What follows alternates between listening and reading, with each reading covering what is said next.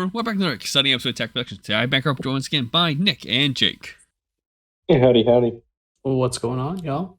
In today's matchup it's Nick versus Jake. Jake, as we saw earlier, has Warriors Universe 7, Android 17. Nick has finally brought us Spirit Bomb Vegeta / Son Goku Vegeta. It's a deck that we haven't shown you on the channel, and I kind of held off on it because Nick was kind of really excited to play this one. So, like always, just buttons, links, check them out. Let's get into it. And, Nick, start us off. Yeah, so I had to do some real soul searching on this one. I knew I wanted to make it as best as I possibly could, so I had to take a couple weeks off, perfect the deck, train under some waterfalls. You know how it is. Is that what you did? Yeah. I didn't go anywhere. I just stayed at home and just lied to everybody. All those pictures were just Google pictures you looked up? Mm-hmm. That's exactly what they were. Anyway, where'd you find a waterfall? In my backyard. Anyway, Spirit Bomb. Not a deck that's been on some people's radar. I've seen a lot of people talk. It's been actually pretty divided. Some people think it's good. Some people think it's not worth even looking at. I'm in the former. I think it's a really good deck because you have access to a bunch of yellow stuff, and you can get really tall with really big combo pieces, which I think is really fun. And here, I'm just waiting to see what Jake is going to do. Now, before this game started, we were sideboarding, and Jake was telling me to side in a certain card, and I was like, no, I don't have that card. I don't use that. That's trash. Yeah, I figured he'd side in the Goku Absolute Annihilations that make my extra cards cost more. That would be pretty detrimental to my overall game plan, and it's a really good tool that Yellow has to deal with Invoker strategies. Yeah, but that card's too expensive, in my opinion. All it takes is just a little aggression, and then that just puts me in such a bad spot tapping out. Especially with this leader, I have no way of restanding energy. On my awakened turn, I have to draw 2. So in this case, I put the Cunning cards in, which you can see right here with Trunks, the Cunning. I figured that was going to be probably the best form of interruption, just because it forces him to not make bad plays per se, but forces him to use more if he wants to untap. And a lot of his cards do have the untap effect, like Bean, like the super combo. So I wanted to give him more of a tax in a way that he would have to manage even more resources. Now, correct me if I'm wrong. Cunning is during your turn, right? It's for the rest of the game. But it's only when you restand during your turn, though, right? I don't believe so. I think it's just whenever you restand the card. Yeah, I think it's outside of your. I might got it mixed up. I just wanted to make sure. Yeah, regardless, I think I'll pick it up and read it at some point. Yeah, regardless, it's really strong. Yeah. Especially if it's the turn player would use a battle card or extra card. So okay, that's what. So if it's done on his turn, then yes. Real quick, Jake, I can't remember what card it is, but it's your. I think to activate main, you switch the card from your drop to your energy. It's the one that's in your energy right now. Does that restand during at the end of your turn or beginning of your opponent's turn? So what it does is it ignores energy exhaust and gets played to your area. So it never actually switches positions. The card that's in rest mode goes to the drop, and then it gets played from the drop, ignoring energy exhaust. So it doesn't interact with Cunning in any way. Because I've seen 17, Universe 7, Warrior 17 played kind of 2 different ways, and I think I primarily see Jake play his resands more defensively than he does aggressively. Yeah, the main thing it does is it will tax me if I go to restand at the end of the turn after activating a Deadly Clash. So that's a really good early game play that shows pretty deep knowledge of my deck. Pretty much with that, it forces me to play like the slower Invoker game because I can't just drop a 17 and just start jamming Deadly Clashes turn after turn because my drop area will empty. And there's things I want to use my drop area for later in the game as well. So it just becomes kind of too taxing to use the Deadly Clashes offensively when you're underneath a Cunning. So, Nick, let's talk about end goal of this deck and why people might think it's good or bad.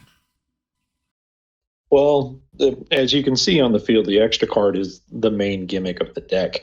The way it works is you'll switch it to rest mode, look at the top 3 cards of your deck, place any yellow battle card underneath the bomb, and then once you have 7 battle cards underneath, or 7 cards underneath, you can activate it during your turn as an activate battle speed. Where if your leader's in a battle and you combo, if your leader's in a battle, you can combo with the cards from underneath. So the main gimmick is to just swing with your leader, get real tall, and just go for game that way. I think it accomplishes 2 things. It puts a time limit on your opponent because you have multiple ways, especially once you're Z awakened, to get cards under the bomb. So it forces your opponent to start playing more aggressively to try to beat you before you ultimately get a big number off. And then also, it's just a huge bait. So you're playing yellow, so you're running counter coolers. So you really want to essentially just have your opponent look at this, say, hey, my leader's going to get real big. You have to deal with this. And then you can also go in with some of your other battle cards, like just a bunch of double strikes, your secret rare, which in this case I'm running, you are number 1 to make your Goku super big. So you have multiple play lines, and any one of them can be lethal.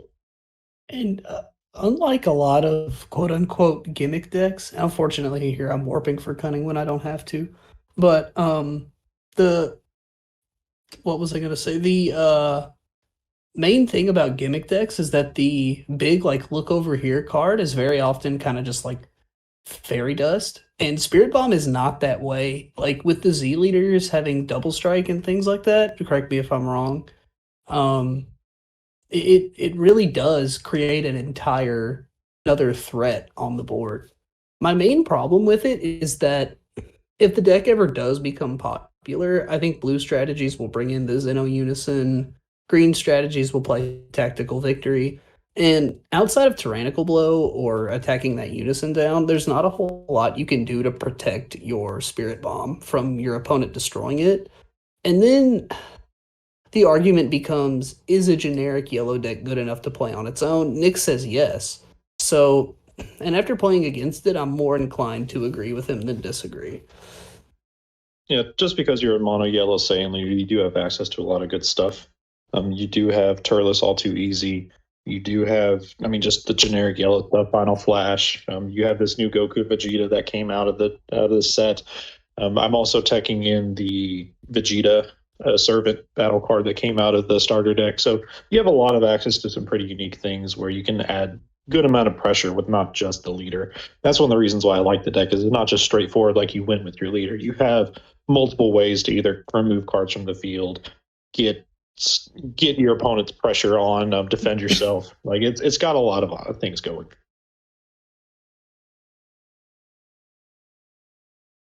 And now, since you have 2 Android 17s established on the board, it's going to be really tough for me to get mostly anything in. So I'm really kind of digging here to see what I can get off. And also another neat tech piece that I put in is that SSB Vegeta, which it's very swiftly counterplayed. Yeah, I've played with that card for years, and I know how strong it is. I'm not letting it hit the table. Yeah, especially now that you have a new 1-drop Vegeta you can play. I figured it was a really good tech to add in. And then it's also searchable off the Kabito Kai, which searches for any yellow Saiyan or Earthling 4 cost or less. So I felt like it was a good addition and just gets you a lot of value. And here we go with the second one. So we go into it again anyway. Yeah, I just didn't have the read on you having another one. And we'll clean up this 1-drop here in a sec.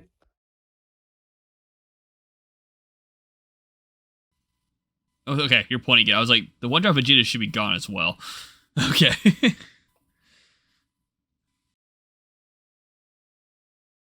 So that was a really big turn for Nick. Even though his board shrank during that turn, he forced a lot of my defense out of my hand.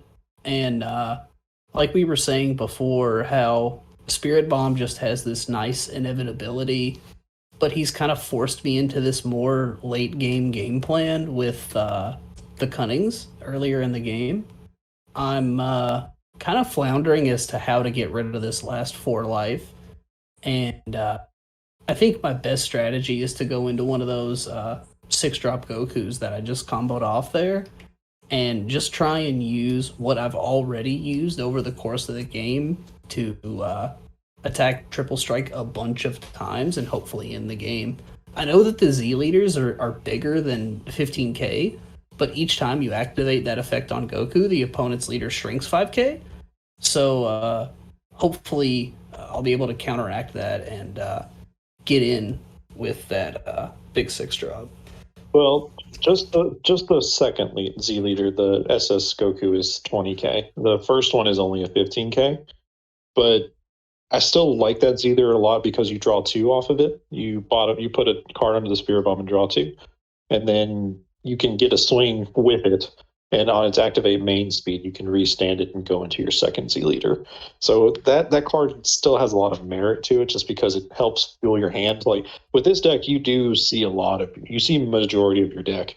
There's most of the games that I go into, especially in later turns, like you have like sub 10 cards in your deck. It's wild. So Jake, you're, from what I'm gathering right now, in a good position, but you pass turn. Okay. Unless I missed a card, I felt like you could have gone into the 6-drop you've been talking about right then. He's tapped out. You want no fear of yellow doing yellow stuff. Where you... The big problem is now that he's a Z leader, he can go into the Vegito counterplay as soon as I drop either the 3-drop or the 6-drop, and it'll turn off all my strike skills for the turn.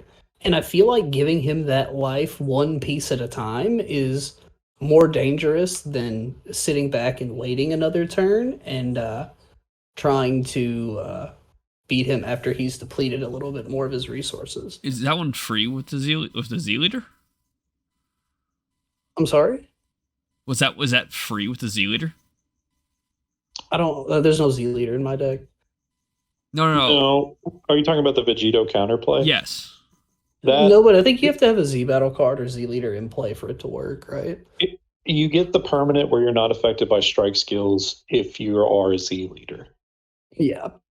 But I still would have to play the card, and since I was tapped out, I wouldn't have been able to. That's what I was saying. No, he was tapped out. Okay. That's what I was asking, like, with the thought process, but okay. I thought he had one up. And here...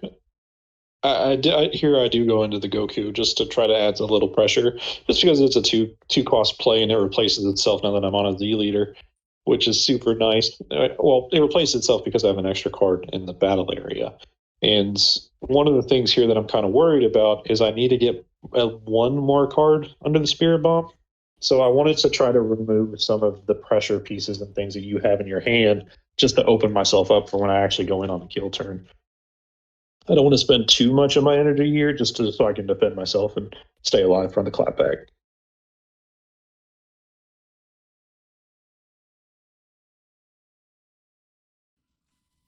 And here you go. Yeah. I'm saying getting Gohan out there just to, like Nick said, to pay when the pop is pretty good. Yeah, losing the secret rare was huge. Yeah, that's kind of one of the reasons why I did choosing Broly as my overwhelm choice, just for that reason alone. I didn't want to spend the energy to remove it because I could with my hand. I just free removal of that card was nice because I didn't want my board to go away.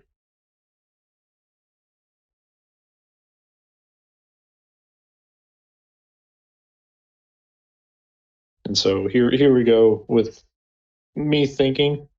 It's really nice, cool thing to do, I guess. Here's where I'm debating about the last one. So I have to go into this Hercule here to add one last card under my Spirit Bomb. The way the Hercule works is the 1-drop with barrier, and you can switch itself to rest mode, and then you can switch as many cards in your battle area to rest mode, and you can top deck the top deck your cards and put them under the Spirit Bomb. You want to do that sparingly, just because it's a blind. hit, you don't know what you're throwing under there. So if you hit an extra card, it's kind of dead. So one of the reasons why I want to use that minimally, like one, maybe two times, just to get there essentially. And now we're on our Z leader, so now we can defend a little bit better at a 20k base. Now, this Z leader has a particular. Is it a permanent? Because I remember I walked over, and I haven't really looked at this deck too much since the initial reveal. Does it negate combo cards or something like that? It can. Okay. You have to have 7 cards in your combo area to negate the. Yeah, then you negate all the skills of combo cards in your opponent's area. So essentially, it's just another win more piece for Spirit Bomb. Yeah, it is. So you stop the draw 2 super combos; they don't even get the combo power. You stop, like for instance, against this deck, particularly the Beerus decks, they don't restand their energy. It can stop. It can be very disruptive when you're going for game. And now, Jake, we were talking about this at the end. What was your thought process with this turn? Well, here's the turn I was set up to go into the Calamity Challenger and then the 6-drop. I only need 3 energy to do it. So I'm going to go ahead and combo off and play another one of these androids here. Basically for me, I thought you had an energy up last turn, and considering that you didn't, I kind of missed my window. But sorry, I'm making sure everything's tapped. And now at this stage, I don't really know what to do. You're at 2, so I could potentially like deal 1 damage and invoke a cat blow or do all kinds of stuff, but I don't really have anything.